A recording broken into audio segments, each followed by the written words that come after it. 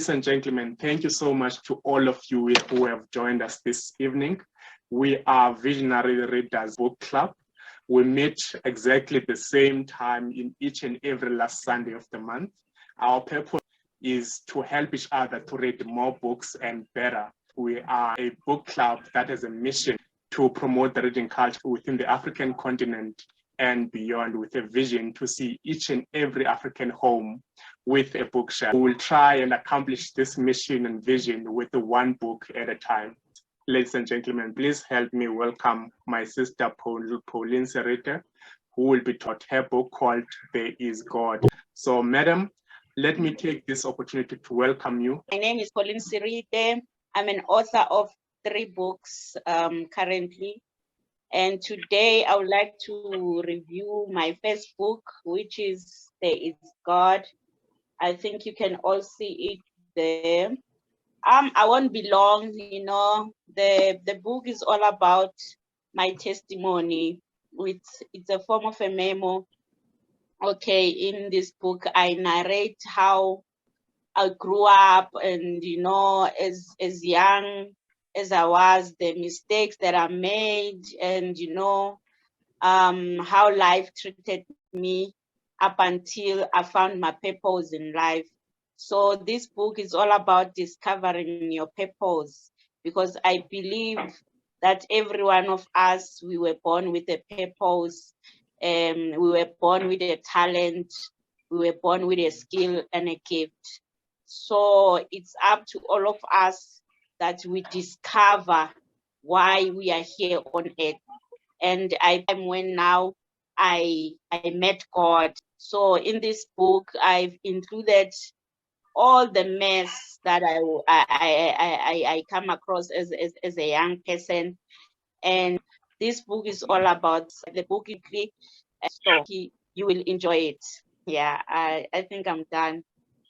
It was very short and sweet, my sister, but I do believe we might have a lot of questions, since you took I think less than 3 minutes to review your book. Can I maybe ask what inspired you to write this book and to share your journey? As you said, it's about you, really. Okay, at one point I was so depressed, and when everyone around you, they have talent, skills, and all those things, and you feel stuck in life. You feel like you have no purpose, you have nothing to give to the world. It was God. I see everyone around me, they have skills, they have talent, and what is my talent? What is my skill? Then God reminded me of a time when I was still young at primary school. I used to love writing a lot. I would write novels, short stories, and dialogues.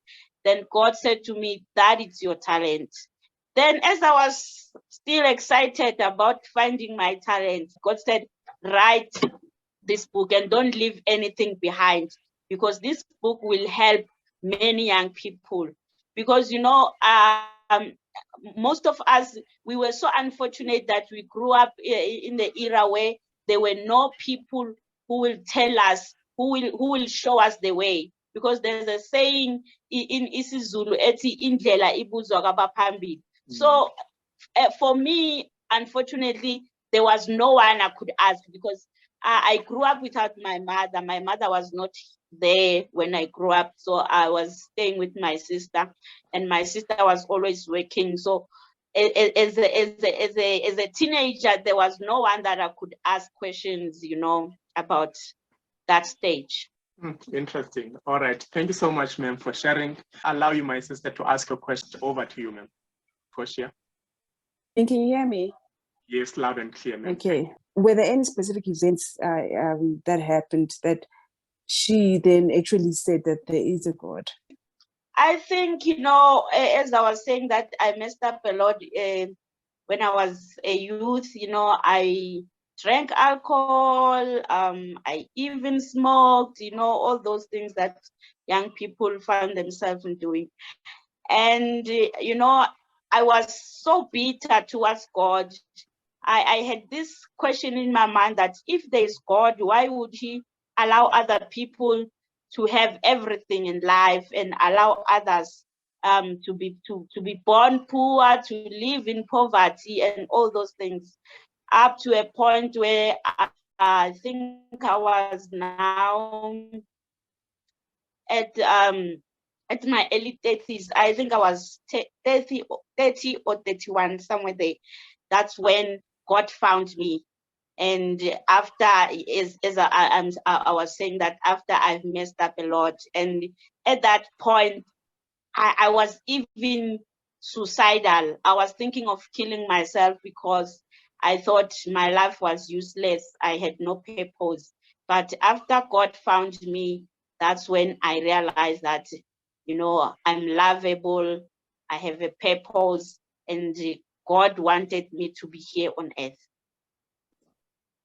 Thank you, Pastor, for sharing that story, your story with us. We have a hand again from Ndombi. Ndombi, can we also give you a chance to ask our pastor? My video. It's okay. It's okay. Thank you so much.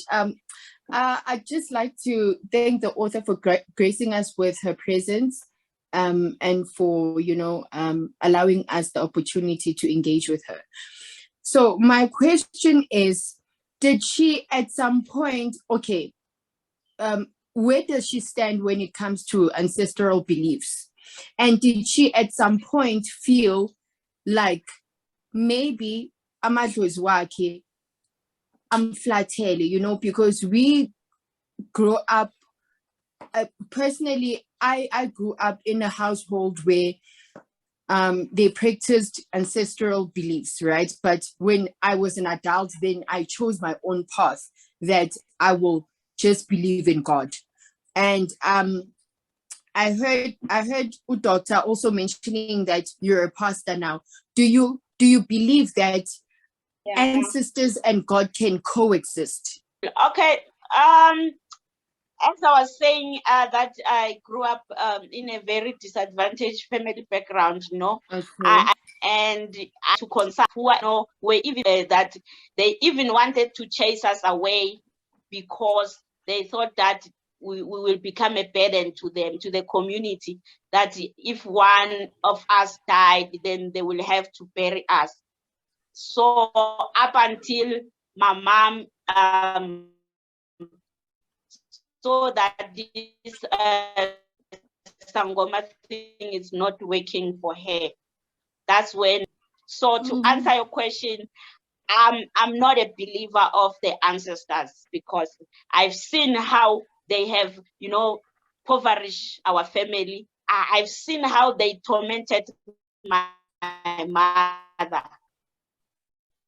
So hence I'm saying, Okay, no, I get it. So there is no point in your life where you felt like maybe we are in poverty because we are not giving them attention. You know why I don't even want to give them attention? It's because my dad left us when I was still young. He left him and called us to go to his tomb and, do all these things. And I was still bitter that he left us when we needed him most. Now that he was dead, then I was supposed to go and bow before him and ask him things that he should have given me while he was still alive. Okay, makes sense. It makes perfect sense. Okay. Thank you so much, fellow visionary readers. And thank you so much, Pauline, for your book review. What I picked up from your review presentation was saying that this book also looking into your purpose on life. And when you spoke about purpose, then I knew you were speaking to me. So now my question is, have you then discovered your purpose in this life? Are you living your purpose? The third question is that, does your book also give a guide to us, the readers, to discover and find our purpose and live in purpose? I'm glad that I discovered my purpose before I died, you know. Just yesterday, I was saying to myself, you know, I still wonder how did God found me, because I could have died prematurely, and I could have not accomplished the things that I'm accomplishing now. You know, now I'm happy with my life because I'm doing things that have eternal value. You know, sometimes we can be busy, but be busy with something that has no eternal value. But I'm glad that I found my purpose and I can impact many lives. You know, the greatest fulfillment in life is to impact even one life. So if I see this book impacting many lives, then it gives me, you know, fulfillment. It gives me pleasure. It makes me to want to live and not to die. And yes, this book, you know, it guides you. It tells you that in order for any human being to find his or her purpose, you must find your purpose in your Creator. From your story, Pastor, that you have found your purpose in life. That's very inspiring. I also believe that God created each and everyone in this universe with a purpose. And I think your role is just then that to find what it is and then use it to make this world a better place. And maybe one last question from me, ma'am. In case anyone in the room is interested to buy your book, where can we find it and how much is a copy? Directly from me. You can also get it from Profound Bookstore. Once again for blessing us with your presence and your review of your book. So yes, ladies and gentlemen, now let us move to the book of the month. So let me welcome you on stage, my sister, to kick us off with the review of for the book of the month called The Richest Man in Babylon by Richard S. Classen. Your time starts now. Thank you, MC. Ladies and gentlemen, yes, I think I was, looking forward to reading this book because it's always been sort of one of the it's always been on the to read list. And so I was glad that we got an opportunity to read it. So I haven't bought a copy yet. I actually got this copy from a friend of mine. I don't know if you'll see it, but this is actually one of, I think, the oldest original sort of books of The Richest Man in Babylon. I think they've changed the cover since then. If you look on the front page, it actually, I was actually quite surprised to see that this book seems to come all the way from, and this version was 1955. So I was actually quite astounded to see that timeline. But it sort of made sense as I read it because of the way the book is written and the language he's written it in. But I must say, although I see all those dates in this book dating back to that far, the book, guys, is still very much relevant to today. It's still, the language and the style that the book is written in is, yes, it's for me or for somebody else, the 2000s might feel it's written in ancient English, Shakespeare English. But because he uses a lot of thou, thee, I'll read you just now quickly a line that he wrote. And it can be a bit difficult to read, right? If you're used to, the normal English reading, simple style. But for me, if you just take time to read it line by line, it will make sense. But yes, it's not a very simple English plain reading. So yeah, that was the one thing I found about the book. Very truthful, and he tells it like it is. So I'm just going to read quickly page 15, just on the language, the kind of language that he uses. He's like, thou hast not one shekel in thy purse, yet sit like a statue upon a wall. Why not complete that chariot? How else canst thou provide for thy noble appetite? Literally can you hear that type of English? You don't have money, but you're just sitting doing nothing about it. And I think that's one of the themes of the book, to say, if you want to earn money, you have not because you ask not and because you do not. He has a chapter, I think, somewhere where he talks about the 7 cures of a lean purse.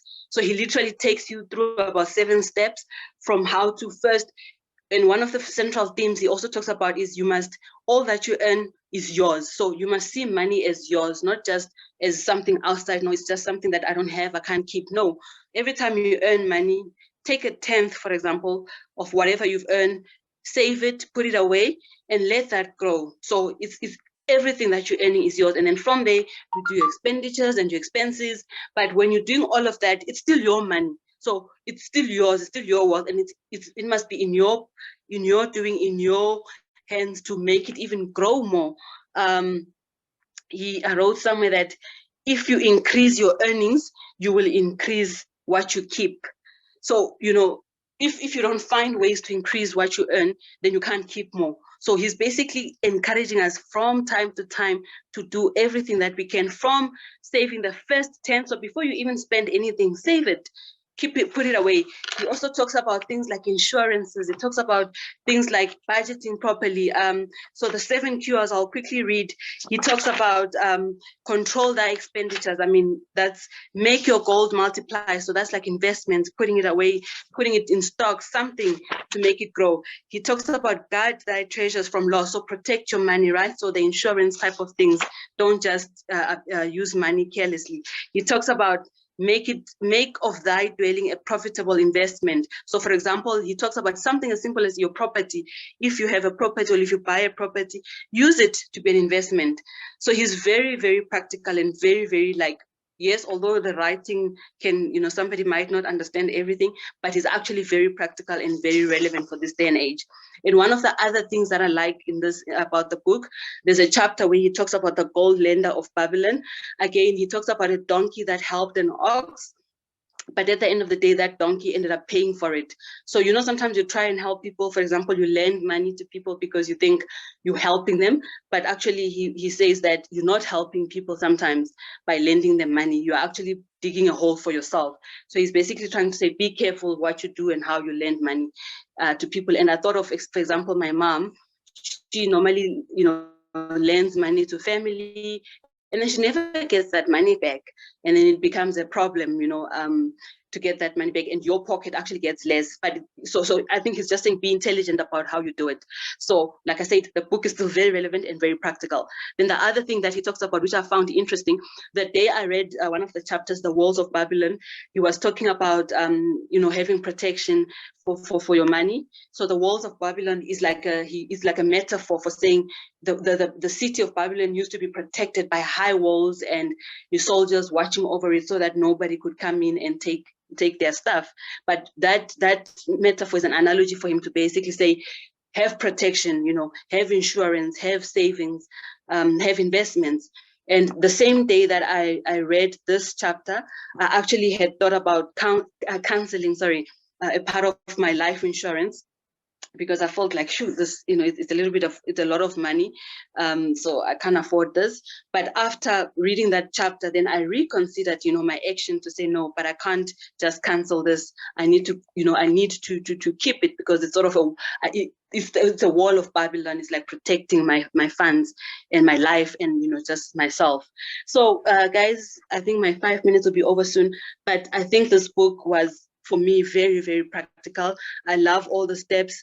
It talks to another book that I read by the Wealth Chef, who uses food and the kitchen and being a chef as an analogy to also growing your money and having different pots and savings and all of that. So very relevant book, very practical book. I enjoyed reading it, and I think you will all enjoy it, and lots of lessons to be learned there. But yes, if you've got the copy that I have, which is this copy that I said is the old school copy, be prepared to, read your English to be refined, thou, thys. For example, he refers to death as in the darkness of the night. So when someone dies, he says passing into the darkness of the night, so he doesn't just say death. But it was very interesting. I enjoyed it, and I think you will enjoy it too, fellow readers. So I think, that concludes my evaluation. Awesome. Thank you so much, Wendy, for that review. I believe the audience is burning with questions now. If anyone has a question, okay. Yeah, I don't. Portia, I see your hand is up. Over to you, ma'am. Yes, my hand is up again. So the question is, does it say anything about The 10% going to the church. Yeah, actually, it's not really. He keeps the book references Babylon, right? And the richest man being in Babylon, because Babylon was a city that was one of the first cities that actually had the biggest number of inhabitants back in history. And it actually was successful and it did well. But I think the way they did things, if you read in the Bible, it sort of angered God. And I think it is what he does. He doesn't really talk to God or talk about God or the Bible. He just talks about the city of Babylon and what the people in the story are the people who lived in that area. So when he gives you the tips, for example, on the 7 cures of making money or keeping money, he actually keeps it literally. Now, put away what you earn. Put it away. It's more for you. Grow it, spend it well, wisely, invest in it. But he doesn't really go into like very biblical or very Bible or religious. I actually found it, because I also, when I saw it Babylon, I thought it will talk religion, but he actually just tells stories of people that were in the city because the city was successful. So I think he uses the people and the stories and what they learned and how the messages got passed on from one person to the next person to the next person, because that's how then the city grew in wealth and in riches, because the lessons then got passed on and then eventually everybody sort of succeeded. But I think in terms of the gods, I'm just looking at a line here. He sort of refers to the gods, but not really a lot in terms of this is what the Bible says, or this is the chapter, or this is the verse. No. Wonderful. Thank you for that question, Portia. The book is called The Richest Man in Babylon. I also have 5 minutes to do the review. It was very hard for me to think about the simplest way to review or to summarize this book, and also something that can help you to remember the lessons from it for a very long time, and also give you some practical tips on how to cure or to make yourself richer or to make your financial situation better. I thought about a small animal or organism called a snail. And if you know what a snail, if you have ever seen it, or maybe you've heard about one thing that we know best about snails, and that is basically they are very slow, small creatures. So in a sense, the analogy or maybe the metaphor of a snail, you'll know maybe the way the snail is pronounced, like the spelling of a snail is S-N-A-I-L. And in terms of now summarizing this book, I thought of maybe when it comes to your finances, that's the first thing you need to have. You need to be slow, just like a snail. But I came up with an acronym that basically says something about how you can manage your finances, especially when it comes to budgeting. You can actually use the acronym SNAIL for your own budgeting advice using the lessons in the book. So the first thing is also in this order. We'll use the different spelling for a snail. And if you have a pen with you, please write the spelling of a snail with me, or you can write the spelling down. So the first letter of the word snail or acronym snail is S, followed by N, followed by E, followed by I, L, and then. So what does the letter S stand for? It stands for savings. So let's look at it this way. In all these letters that I told you about, you actually think about your earnings, let's say 100% of your earnings, right? So the 10% comes in a sense that 10% is yours to keep. That's what the book is saying. So you're saving as soon as you get paid, please keep in mind that you must pay yourself first. That's the other thing that the book is saying. So that's 10% of your entire 100% salary on a monthly basis. So S stands for savings. And then the second letter now, which follows of that acronym SNAIL, is N. The letter is for necessity. So you can say 60% of your salary, this is 60%. You are still left with another 30% in terms of using, of how to divide your budget. And then the second letter in that SNAIL budget or the SNAIL acronym is called emergencies. So, sometimes in your home, you might have maybe a leaking sink or something that will need to be fixed. And then in that SNAIL acronym, there's I after E for emergencies. That I is for investment. So the book was saying is also encouraging you to use thy home as a profitable investment. So the I of any means, you can make it multiply to make your money work for you. The book used the term that we shouldn't be actually working for money, but we should make money work for us. So the best way to make your money work for you is to invest it. So the best way to start, if you are not familiar with these investment strategies, start by using your savings, that 10% on a monthly basis, and invest in a more, in a more venture that you are familiar with. So that is the fourth letter. Now, the fifth letter in the acronym SNAIL is learning. This is what the book is also, emphasizing, especially when it comes to the 7 chores of a lean person. He's saying you must increase your ability to earn, and the best way to do that, you must improve in your wisdom, in your knowledge, in your skill. With the first 10%, this was for savings. The 60%, and then the learning is another 10%. You are left with the last 10% now of your earning, which is basically entertainment, right? So now this entertainment, it means, we all want to have fun. We need to enjoy whatever salary we're getting at our workplaces, or if you have read the book, they all somehow come and then fit into this budgeting technique. It's all about first things first. The first letter of the SNAIL is basically savings, then necessities. Entertainment is also encouraged, then investment as part of your saving budget, then learning, increase your ability to learn, and then also enjoy your money that you are getting. That's how you basically, increase or cure your lean pay. Ladies and gentlemen, I believe I also took more time. I'll stop here for now and then take more questions. I see my brother Andrew has raised hand already. Over to you, Andre Young, my brother, for your question. Yeah, I think I read this book many years ago. And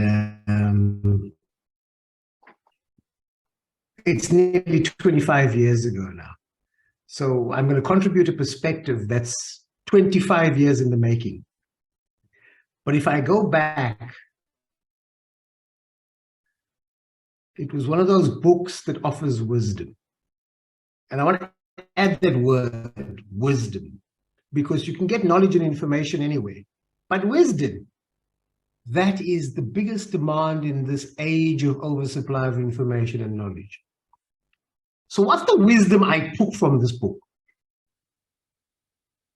When he says pay yourself first, he's actually teaching you discipline. Because we live in an era, and I'm going back now 25 years. I was a very undisciplined character back then. I was in my mid-20s, late 20s, so you must know I was still growing up to be disciplined.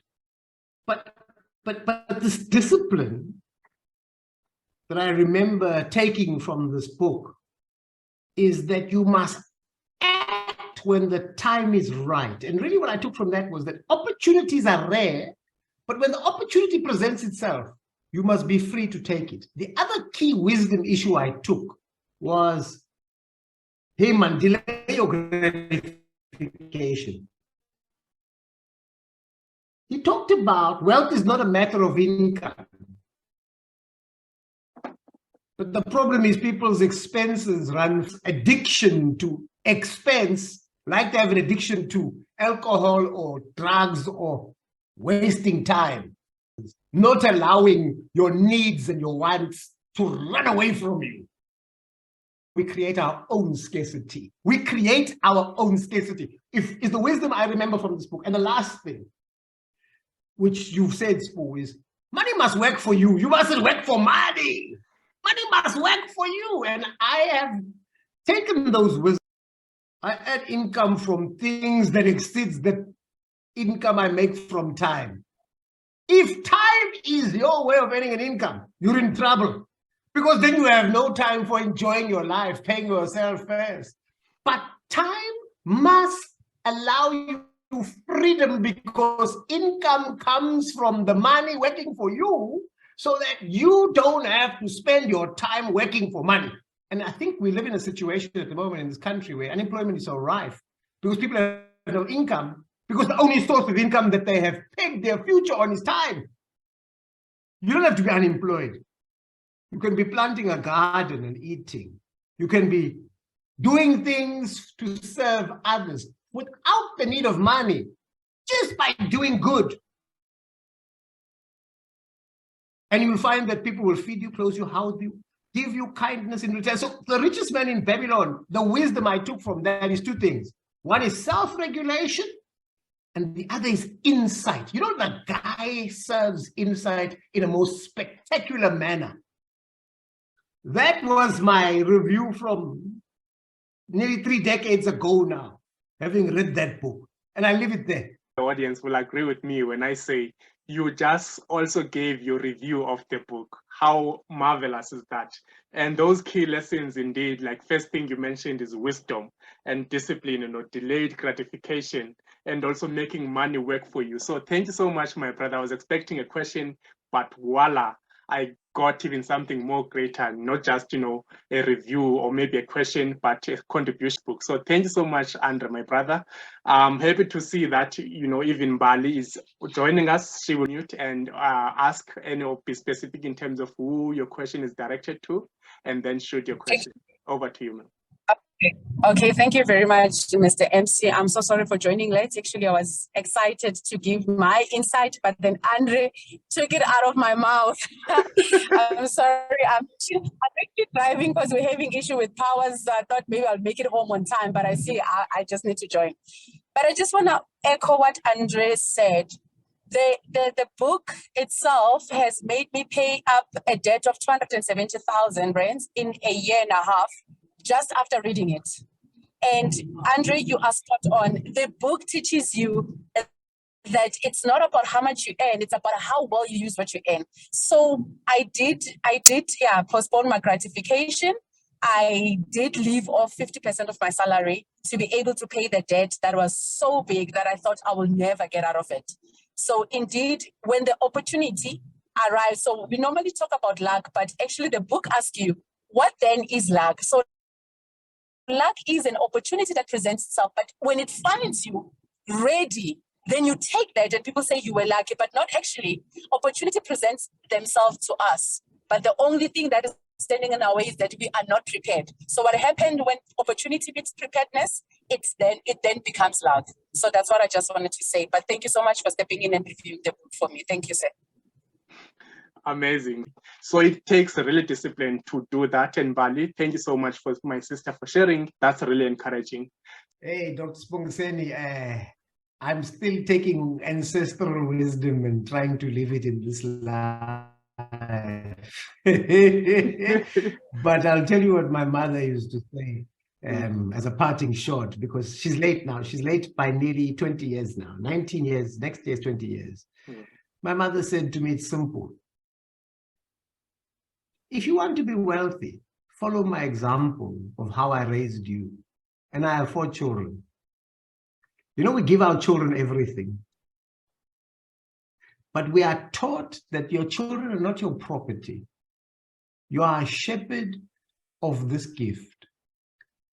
You can't engineer your children. You can't create them the way you want them. If any of you have got children and they're doing what you tell them to do, give me the advice of how you do it, because I've failed with 4, aged 20 through 28.